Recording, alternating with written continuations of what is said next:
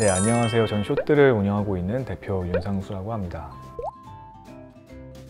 저희는 숏폼을 기반으로 숏폼 관련된 모든 마케팅 솔루션을 다양하게 제공하는 회사예요. 그래서 저희는 기존의 광고 대행사 모델과 MCN 모델을 합친 어떤 하나의 하이브리드처럼 봐주시면 좋을 것 같은데, 일반적인 광고 대행사가 역할을 하는 AE나 제작팀이나 이런 구성을 가지고 있고, 또 MCN처럼 전속 인플루언서들을 가지고 이 인플루언서들과 함께 캠페인 제작을 하고 있습니다. 네, 제가 창업을 하기 전에 틱톡 코리아에서 근무를 했었는데요. 그 근무하던 시절에 이제 틱톡이라는 숏폼이 굉장히 빠르게 성장을 하고 있었고, 이 성장세가 국내뿐만 아니라 해외에서도 굉장히 빠르게 성장하고 있었어요. 그러던 와중에 메타에서 이제 인스타그램에 릴스라는 틱톡과 비슷한 서비스를 런칭하기 시작했고, 유튜브에서도 쇼츠라는 이제 서비스를 런칭을 하면서 더 크게 확장되기 시작하더라고요. 그래서 숏폼이라는 게 단순히 짧은 영상으로 끝나는 게 아니라 완전히 미디어의 패러다임을 바꿀 만한 큰 변화라고 저는 봤거든요. 저희가 집중을 했던 게, 광고주가 있으면 이들이 광고하고 싶은 이제 상품이 있을 거고, 그럼 이거를 같이 이용해 줄 수 있는 인플루언서가 필요하면 이 두 가지만 가지고 이게 안 돌아가는 거예요. 그래서 중간에 반드시 이걸 대행해주고, 크리에이터의 컨텐츠를 어떻게 브랜드로 잘 만들 것인가를 고민해주고, 브랜드의 상품을 어떻게 콘텐츠를 잘 풀지를 중간에서 고민해주는 역할이 필요한데, 저희는 그러니까 시장이 좋고 슈퍼이 성장하니까 우리가 광고 대행업을 해보자 이게 아니라 아예 없던 시장이라고 생각을 했고, 이 시장을 형성하는 거에 집중을 했던 것 같아요. 단지 광고주가 인플루언서 혹은 숏폼이라는 콘텐츠를 이용해서 마케팅 목적을 어떻게 달성할 수 있을지에 대해서는 계속 고민을 한 것 같아요. 그래서 이 문제를 해결할 수 있는 회사가 된다면 이 생태계 자체를 크게 성장시킬 수 있다고 생각을 했고, 그렇게 사업을 시작하게 된 것 같습니다.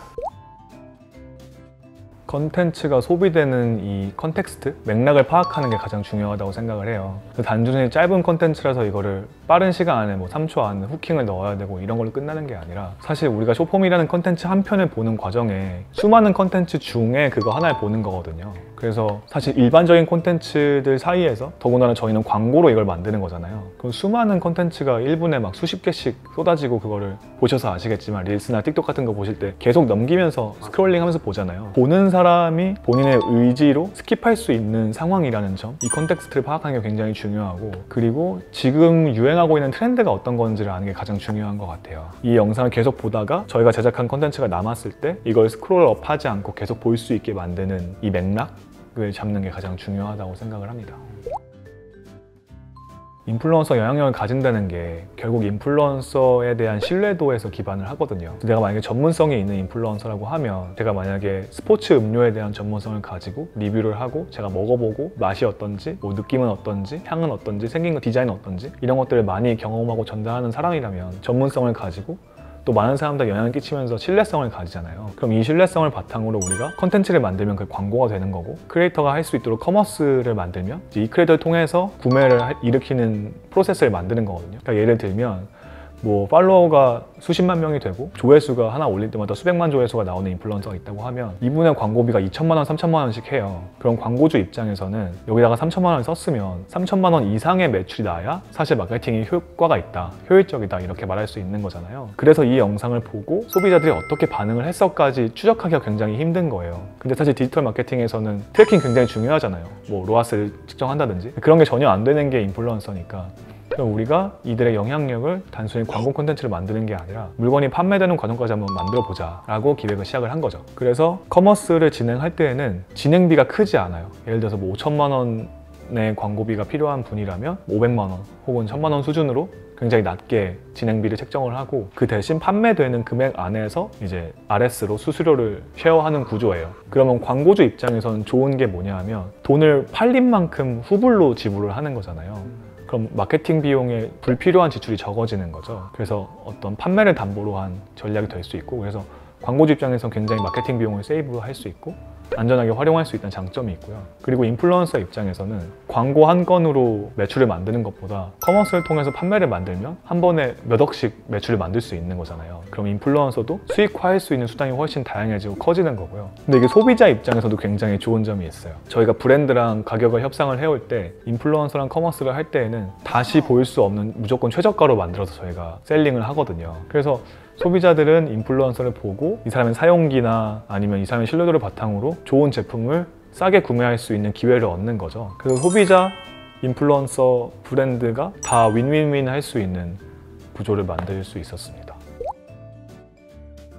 일단 이런 올인원 모델을 구축한 이유는 고객 입장에서 생각했기 때문에 그런 거거든요. 사실 다양한 서비스를 제공하는 대행사를 여러 가지를 쓰거나 혹은 하나의 대행사가 대대행 구조로 또 다른 대행사를 사용하거나 하면 계속 대대행을 할 때마다 수수료가 붙으면서 비용이 증가되잖아요. 그럼 이거를 종합해서 진행할 수 있는 에이전시가 있으면 이 대행사에서 이걸 한꺼번에 진행하면서 대대행 수수료를 줄일 수 있잖아요. 그래서 그런 측면에서 저희가 전속 크리에이터들을 운영을 하는 것도 전속으로 된 크리에이터를 저희가 다른 MCN에서 섭외를 해서 사용을 한다거나 하면 그 전속으로 관리하는 MCN이나 모델 에이전시한테 저희가 줘야 되는 에이전시 수수료가 있잖아요. 그런 수수료들이 저희가 직접 보유하고 관리하고 있는 크리에이터가 있으면 발생하지 않으니까 광고주한테 훨씬 더 경쟁력 있고 매력적인 가격으로 저희가 제공을 해드릴 수가 있는 거죠. 그래서 항상 고민하는 게 어떻게 우리가 고객의 고민을 더 효율적으로 더 낮은 가격으로 좋은 서비스를 제공해 줄 수 있을까, 이런 것들을 고민하면서 이런 구조를 계속 만들어가고 있는 것 같습니다.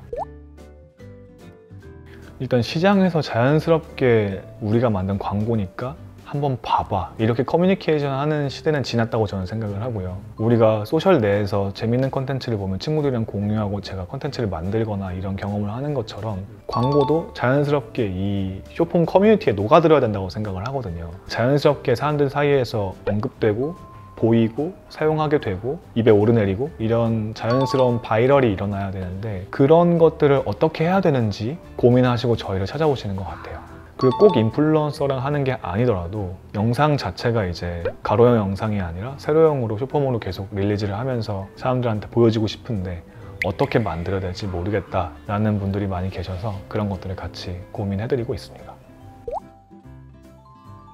2024년 연말쯤에 이제 한 조사에서 쇼폼을 경험해본 모바일 이용자가 82%를 넘었더라고요. 그럼 거의 올해 조사에서는 90%가 넘을 거라고 보고 있거든요. 그리고 지금 뭐 대중교통을 타거나 길에 지나다니다 보면 옛날에는 웹툰을 사람들이 많이 보거나 혹은 모바일 게임을 많이 하셨거든요. 근데 지금은 그런 것보다 쇼폼 콘텐츠를 보시거나 이런 경우가 훨씬 많으세요. 그걸 보면 여전히 성장하고 있는 영역이라고 생각을 하고 메신저 앱이나 혹은 포털 사이트나 이런 곳에서 쇼폼 콘텐츠를 계속 노출시키려는 노력을 하고 있더라고요.